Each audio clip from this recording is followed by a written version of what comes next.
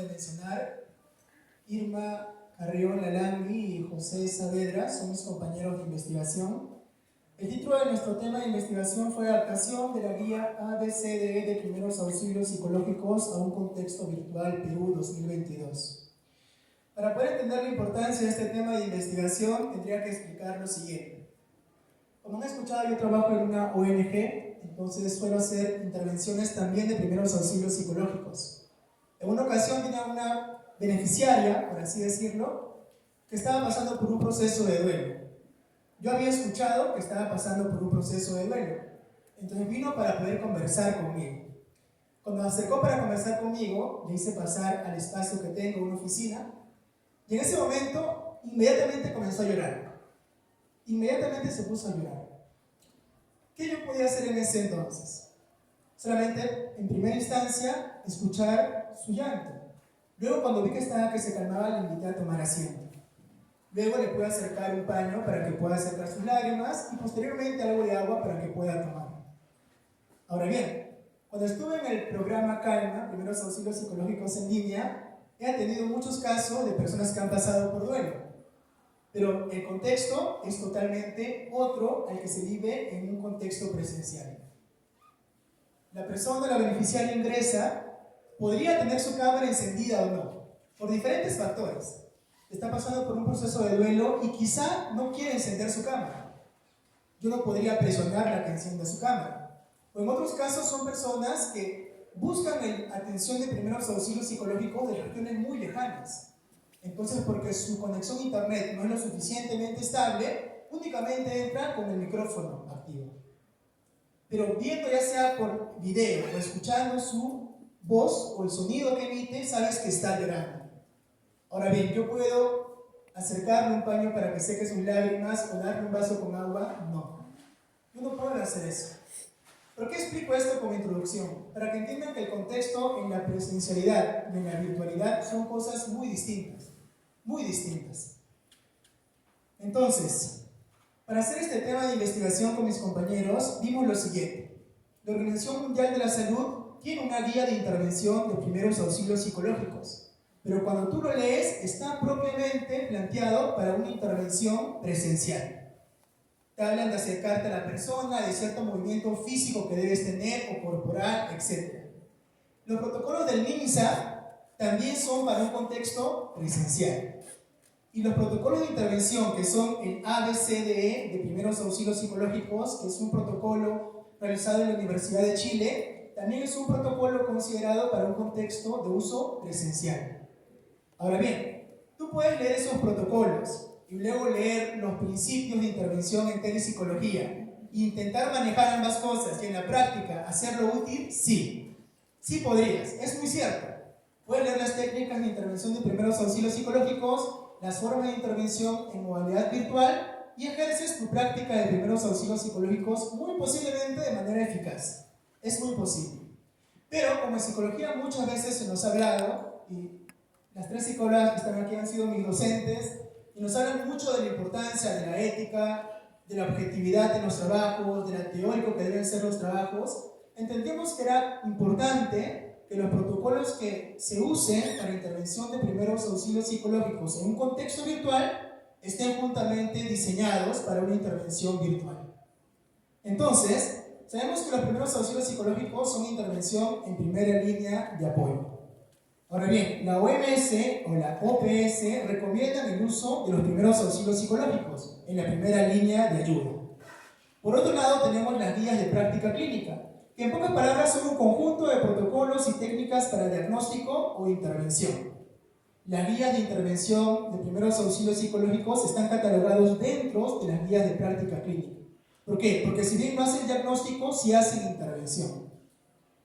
Ahora bien, por otro lado, hay diversos estudios que indican que a nivel mundial, en la intervención primaria, hay numerosas guías de práctica clínica, pero estas no cumplen con los requisitos mínimos para ser consideradas de calidad.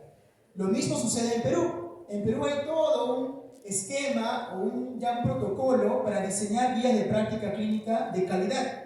Pero hay muchos estudios que evalúan esas guías de práctica clínica y no cumplen con los estándares de calidad.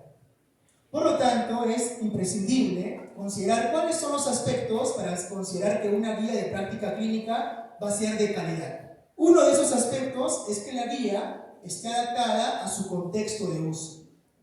Entonces, como ya hay una diferencia entre presencial y virtual, entendemos que una guía, si se va a usar para una población en modalidad virtual, debe considerar esas características en su desarrollo metodológico de la guía.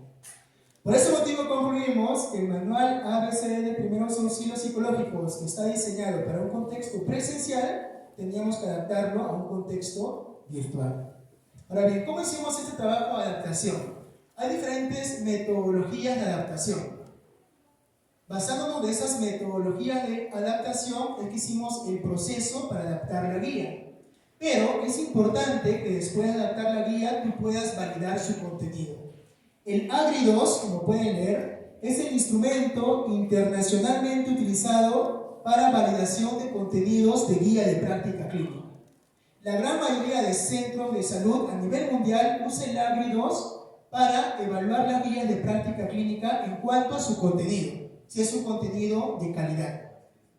Ahora bien, este instrumento AGRI2 evalúa las guías en base a 6 dimensiones, que son las que pueden leer: alcance y objetivo, participación de los implicados, rigor de la elaboración, claridad y presentación, aplicabilidad e independencia editorial. Se asume que este último, independencia editorial, es lo que muchas instituciones fallan. ¿Por qué? Porque un centro de salud pide a sus trabajadores que hagan una guía de intervención clínica. ¿Quién lo va a financiar? El centro que les pidió. ¿Quién va a realizar esa guía? Ellos mismos van a realizar. En muchas instituciones incumplen este último, por ejemplo, principio que pide el AGRI2. Ahora bien, respecto a la validez de contenido, ¿qué es la validez de contenido? La validez de contenido es el nivel en que una guía refleja rigurosidad metodológica en el desarrollo teórico y práctico del dominio o tema específico que aborda. En el caso de los primeros auxilios psicológicos, una guía de intervención se puede considerar que tiene validez de contenido si se encuentra en su contenido que hay una base teórica realmente verificable, actual, que cumple esos requisitos teóricos, pero que también en la práctica hay evidencia que sustenta lo que esa guía está planteando o estableciendo. Es decir, que yo no puedo tomar base teórica quizá de mucho tiempo atrás que actualmente ya no se usa, o quizá datos de hace muchos años atrás que actualmente ya no son válidos por el contexto en el cual estamos para hacer una guía en este tiempo actual. Ahora bien, hay 3 fundamentos que se hacen para adaptar una guía, o 3 cuestiones fundamentales a considerar. Una es que la guía que tú realices debe contar con evidencia científica que respalde las recomendaciones que vas a hacer. Yo no puedo decir, hay que hacer este primer paso, ¿por qué? Porque yo lo digo, por ejemplo. O porque mis profesores lo dijeron, no. Debe haber base científica que sustente lo que estás planteando. Número 2, lo que tú escribes debe ser algo sencillo y claro. ¿Por qué? Porque los primeros auxilios psicológicos no solo lo aplican o lo realizan los psicólogos. Es personal que está capacitado para intervenir en la primera línea de ayuda. Y no todos son psicólogos. Entonces los términos que yo aplico deben ser sencillos y claros. Y también debe ser en base a un consenso de expertos. No solamente yo con mis compañeros lo que pensamos, no. Debe haber un consenso de expertos en lo que vamos a colocar.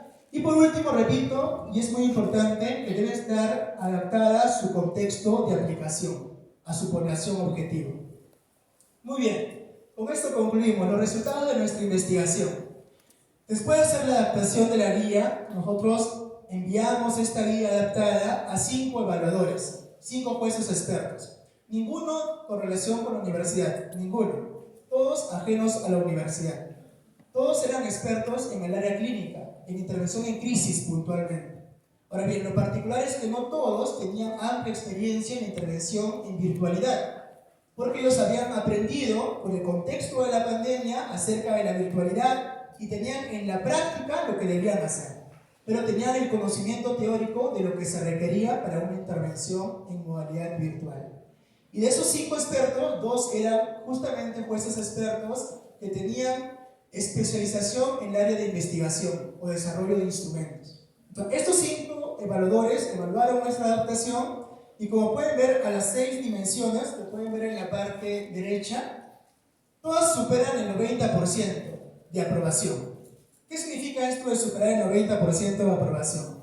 En la parte justamente de aquí izquierda pueden ver que hay dos formas de evaluar esos puntajes. El estándar o el más común forma de evaluar esos porcentajes dice lo siguiente: un dominio con un puntaje porcentual mayor o igual a 60% es considerado de alta calidad. En base a esto yo podría decir, bueno, entonces todos estos dominios son considerados de alta calidad, según los jueces expertos. Pero en nuestras investigaciones o estudios de lo teórico vimos que había otro criterio más, era más exhaustivo, que decía: los dominios con puntaje porcentual igual o mayor al 80% puede ser considerado un dominio de alta calidad.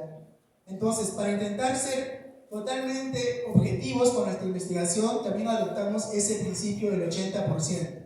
Y pueden ver que igual los 5 dominios superaban ese 80%. Entonces, cada dominio se podía considerar que era un dominio abordado eficazmente. Y por último, para que toda esta guía en conjunto se pueda considerar una guía realmente validada en su contenido, tiene que cumplir el requisito 1 o el 2. En primer lugar, se requiere que al menos 3 dominios de los 6 sean igual o superior al 60%. Y dentro de esos dominios, el dominio de rigor de desarrollo debe estar dentro de esos 3 dominios. Si se cumple eso, se puede decir esa guía es de alta calidad. Pero repito, había otro estándar de evaluación. Y ese otro estándar decía que se requiere que al menos 5 dominios cumplan con un puntaje porcentual mayor o igual al 60%, para que esa guía sea considerada de alta calidad. Entonces, dados los resultados que tenemos y, digamos, los antecedentes que se nos planteaba, es que la conclusión de este estudio es que la guía adaptada se puede considerar una guía de calidad, de contenido de calidad. Por lo tanto, se puede utilizar en un contexto virtual, para aplicar primeros auxilios psicológicos en un contexto virtual. Muy bien, muchísimas gracias por su atención.